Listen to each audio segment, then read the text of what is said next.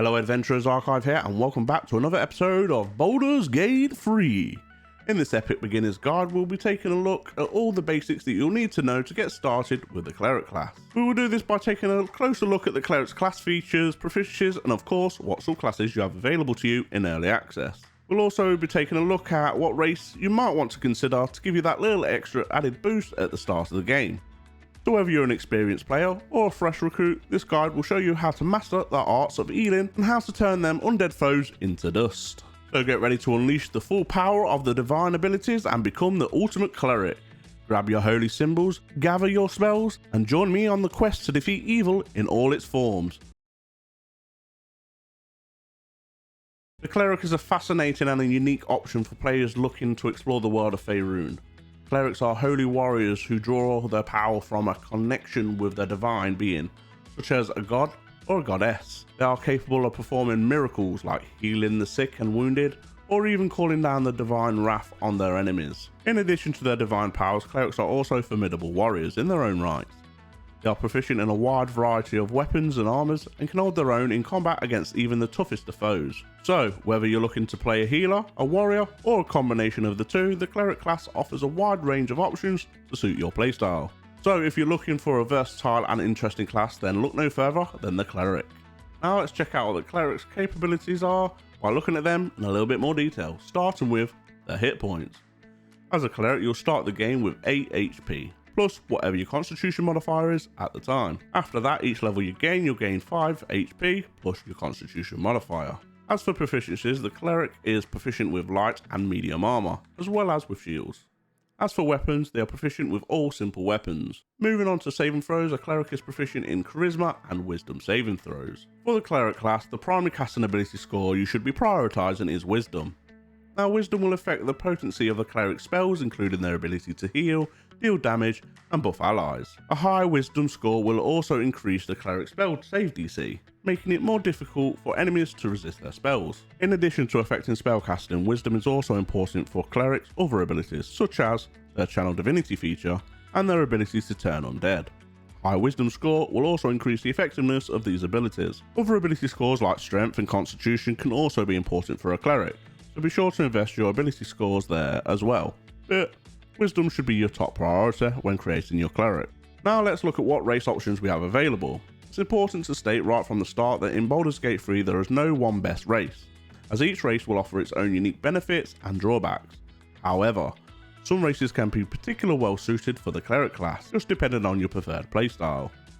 One of the races that can be a great choice for the Cleric is the Dwarf, with the sub-race being the Gold Dwarf. Gold Dwarfs will also receive a +1 bonus to their Wisdom score, which, as we all know by now, is your primary casting ability. They'll also receive a +2 bonus to their Constitution, which will affect your hit points, making them more resilient in combat. Additionally, you'll have proficiency in light and medium armor, as well as having access to powerful racial features like Dwarven Resilience and Dwarven Toughness. Another race that can be a good fit for the Cleric is the Half-Elf. Half-Elves will receive a bonus to their Charisma, which is useful for Clerics who want to focus a little bit more on their social interactions. They'll also receive a +1 into 2 other ability scores. Putting them into Wisdom and Charisma just makes sense, as this will help them be more durable in combat. Additionally, they'll have access to a variety of racial features including Dark Vision and Fey Ancestry. But ultimately, the best race for your Cleric character in Baldur's Gate 3 will just depend upon your preferred playstyle and the type of character you want to create. Whether you choose a Dwarf, a Half-Elf, or another race altogether, just be sure to take full advantage of your racial features and bonuses. Now let's take a look at levels 1 through 5, which is max level in early access. At level 1, the Cleric class will have access to a variety of spells and abilities that make them a versatile and powerful member to any adventuring party. When it comes to spells, you'll have access to 3 cantrips and 3 first level spells. Now in my opinion, the best 3 cantrips to start the game with is Guidance, Sacred Flame and Light. Guidance will allow you to add 1d4 to any ability check, whereas Sacred Flame is a decent damaging ability that will deal 1d8 radiant damage if the target fails a dexterity saving throw. And Light is also useful for any party member that doesn't have Dark Vision, as it will cause any objects to shed light. As for first level spells, Guiding Bolt, Bane, man I love Bane, and either Healing Word or Cure Wound works well with almost any build. At level 1, Clerics will choose their Divine Domain, which will determine their subclasses and grant them access to additional spells abilities at levels 1, 3 and 5 that fit their chosen theme. Early access has 3 of the domains available to us, these being the Light Domain, Life Domain and Trickery Domain. The Light Domain is focused on radiant energy and the destruction of evil. Clerics who choose the Light Domain will gain additional spells that focus on dealing radiant damage, whereas the Life Domain clerics will focus on healing and supporting their allies. They'll gain the ability to maximise the healing of any spells they cast and gain additional spells that focus on healing and restoration. Now the Trickery Domain focus on deception and subterfuge.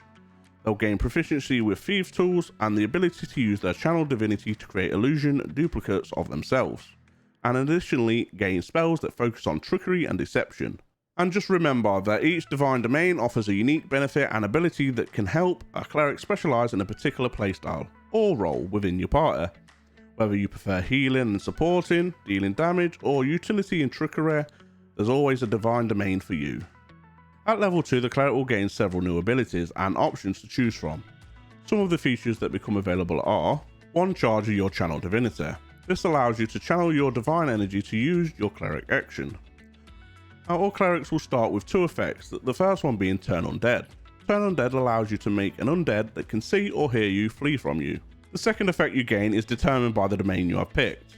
The Light Domain will give you the spell Radiance of the Dawn. This allows you to harness the sun's divine power and dispel any magical darkness and deal 2d10 plus your cleric's level radiant damage to any hostile creature within range. Whereas the Life Domain will give you the spell Preserve Life. This will allow you to evoke a healing energy that restores 3 times your cleric's level to ally creatures' hit points.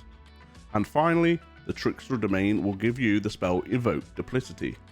This allows you to summon an illusion to distract your enemies, giving you and your allies advantage on attack rolls against that creature if both attacker and illusion are within 3 meters of it.